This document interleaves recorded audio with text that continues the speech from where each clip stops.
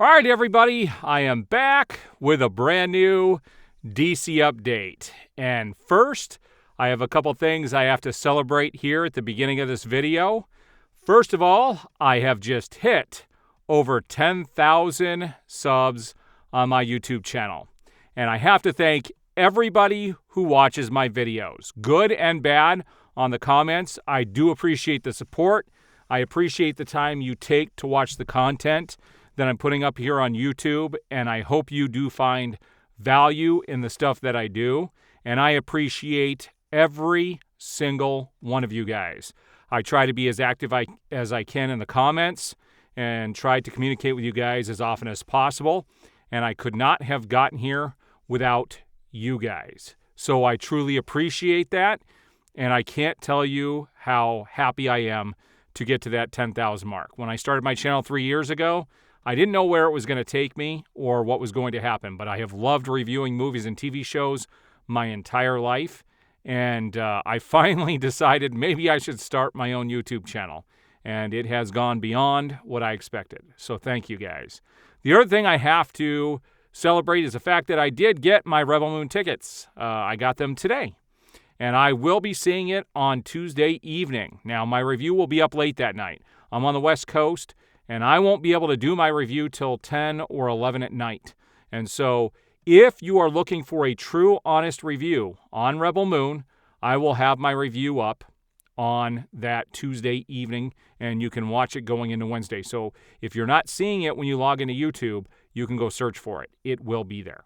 On that note, I've had a lot of people tell me that I'm just nothing other than a Snyder shill. I posted something about the critics' reviews, and this goes beyond just Rebel Moon, but this goes for reviews on Rotten Tomatoes in general, and I've done videos on them in the past.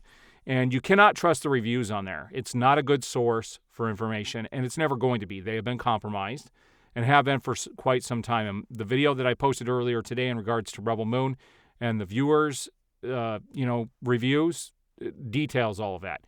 And here's all I'm going to say on that. If you go on there and you believe all of those critics' reviews, you're stupid. If you go on there and you just believe the audience reviews, you're stupid. They're corrupt. The whole site has been compromised by PR firms, by the companies that own them. It's not a good source for honest reviews. Now, some people say, well, you're a reviewer. How can we trust you? Guys, I am always going to give you my honest opinion on a film as a film. You know how much I despise Warner Brothers Discovery, but I just gave Wonka a 4.5-star review. I also, Ridley Scott is one of my favorite directors of all time, and I thought Napoleon was dog shit, okay? So I am always going to review a film based on its merits. I don't care who made it. I don't care what the studio is behind it. If it's a good movie, it's a good movie. If it's not, it's not. And I guarantee you, when I do my review for Rebel Moon, it is going to be an honest review. All right, so let's get into the DC stuff here. And if you like the video, please hit that like button, subscribe, and hit that notification bell so you won't miss videos that I put out in the future. But we're going to look at the few photos that I have grabbed in regards to DC over the last 24 hours. All right, so there was a little bit of a controversy that hit Twitter yesterday. And there were reports that this girl, this Palm, I don't even know how you say her, it looks like Clementif, that she was used in the Guardians of the Galaxy movies, that she was actually cast in Superman Legacy. And it was reported by The Hollywood Reporter. And James Gunn had to set the record straight. He came out and said, despite Palm being one of my favorite actors to work with, this is 100% not true. Not only is Palm not in the movie, but no one has ever even discussed her being in the movie, nor do I have any idea what role she would possibly play. That's pretty definitive, guys. He's flat out saying she is not in this movie.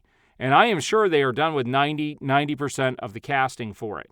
It's going to start filming here in just a few short months.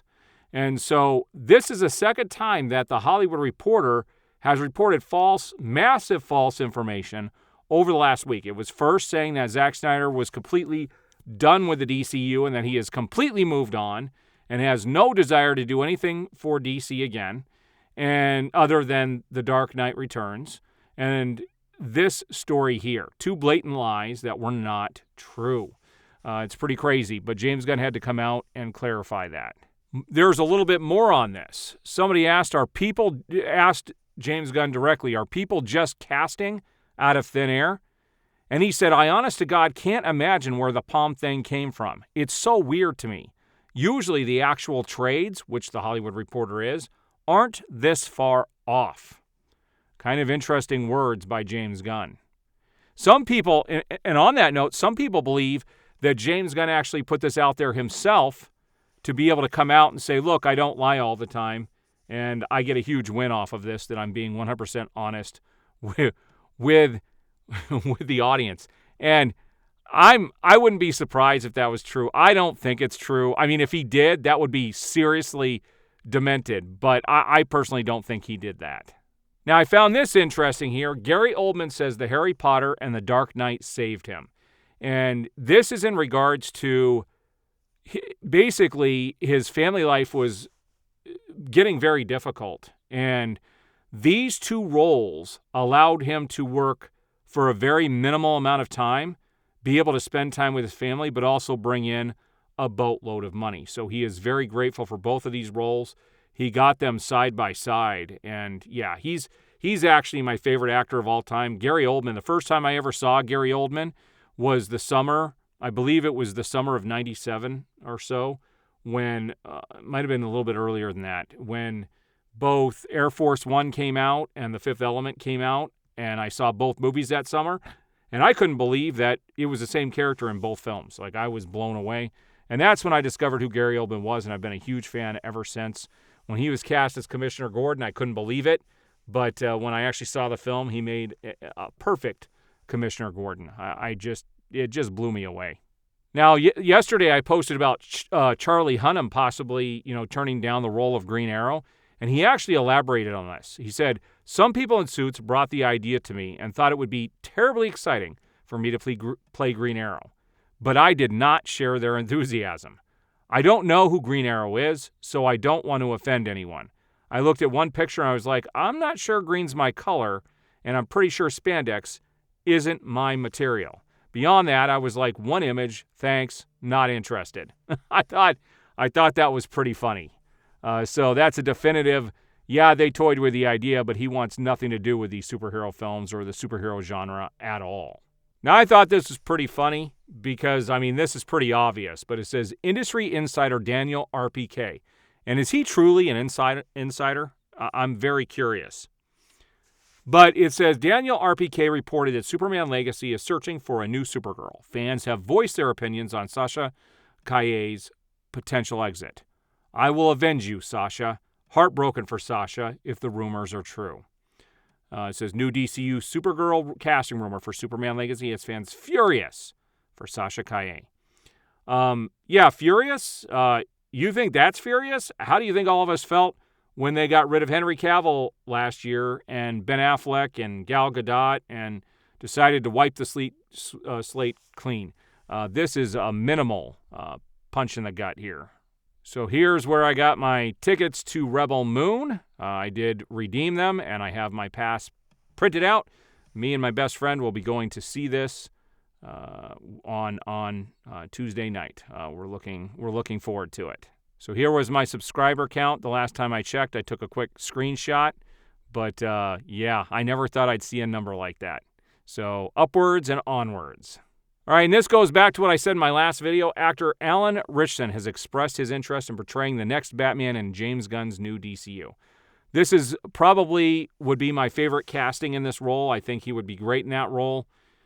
He's currently in Reacher, and Reacher Season 2 just dropped, and I think I was going to wait until the whole thing came out, but I heard online that these first 3 episodes of the new season are pretty freaking incredible.